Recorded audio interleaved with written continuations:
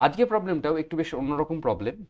কি বলছে দেখো, আগে প্রবলেম সলভ করার আগে বা সলিউশন দেখার আগে তোমরা যেটা করবে সেটা হচ্ছে প্রবলেমটাকে পড়বে, বোঝার চেষ্টা করবে, তারপরে তো সলিউশন রয়েছে। A cannon ball is fired with a speed of 50 metre per second. অর্থাৎ এখান থেকে একটা ক্যানন বলকে ছোড়া হলো। ক্যানন বল মানে কামানের গোলা। উইথ রেসপেক্ট টু গ্রাউন্ড, এই যে গ্রাউন্ড, এটা হচ্ছে আমার গ্রাউন্ড। ছবির সাথে সাথে মেলাতে চেষ্টা করো, গ্রাউন্ডের সাথে, গ্রাউন্ডের রেসপেক্টে এখান থেকে ছোড়া হলো।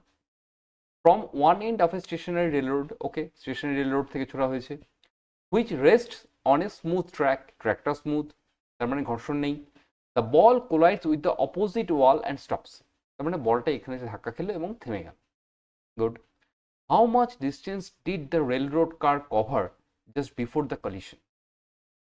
তাহলে ব্যাপারটা কি হচ্ছে যে এখানে ধাক্কা খাওয়া ঠিক আগে কতটা কভার করছে, এই ডিস্টেন্স কতটা কভার করবে এই রেল রোডটা। আচ্ছা কেন করবে? কারণ মোমেন্টামে কিছু চেঞ্জ হচ্ছে, তাই না? ঠিক অনেকটা ওই নদীর উপর একটা পাটাতন ফেলে, নদীর উপর একটা পাটাতন ফেলে তার উপর হাঁটার মতো কেস। একদম ওই ভিডিওটা দেখে নিও, ওই ভিডিওটা দেখলে অনেকটা কনসেপ্ট ক্লিয়ার হবে। তাহলে ব্যাপারটা কি দাঁড়ালো যে এখানে ঘটনাটা কি ঘটছে, এখানে আরো কিছু ডেটা আছে, ডেটার কথা আসছি পরে, কিন্তু এখানে হচ্ছেটা কি? ব্যাপারটা হচ্ছে যে কোনো এক্সটার্নাল ফোর্স আছে কি, বাইরে থেকে কোনো ফোর্স কি প্রয়োগ করা হয়েছে? এক্সটার্নাল ফোর্স কি আছে? External force zero. যা হচ্ছে তাতে ইন্টারনাল ফোর্স আছে।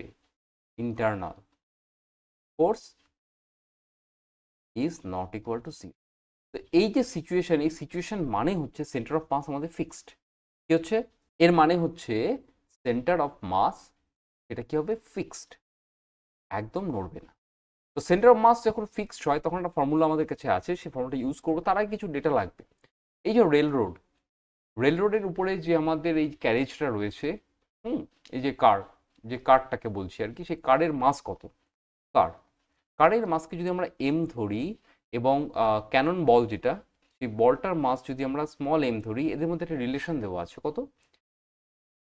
Car is 1/99। তার মানে একটা জিনিস খুব পরিষ্কার যে এম ইকলস টু যদি আমরা 99 এম ধরি, তাহলে আমাদের ঝামেলা মিটে গেল, তাই না?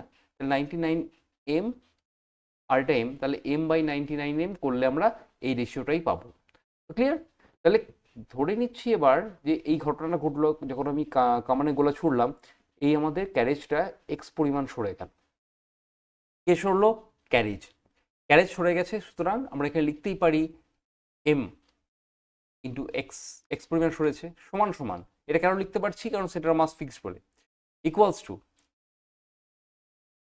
এম ইন্টু এই যে 50, 50 মাইনাস এক্স। ফর্মুলাটা কোথা থেকে এলো সেটা ভিডিওতে করা হয়েছে আগে ডিটেলসে, বাট এই ক্ষেত্রে আমি আর ডিটেলস যাচ্ছি না, শুধুমাত্র এই ফর্মুলাটাকে ইউজ করছি। তাহলে আমরা এম এর ভ্যালুটাকে বসাই।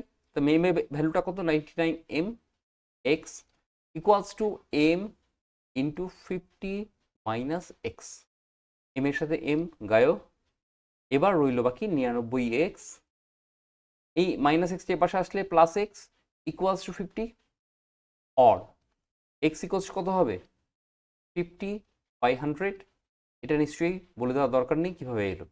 তাহলে এটা হলো 1/2 মিটার।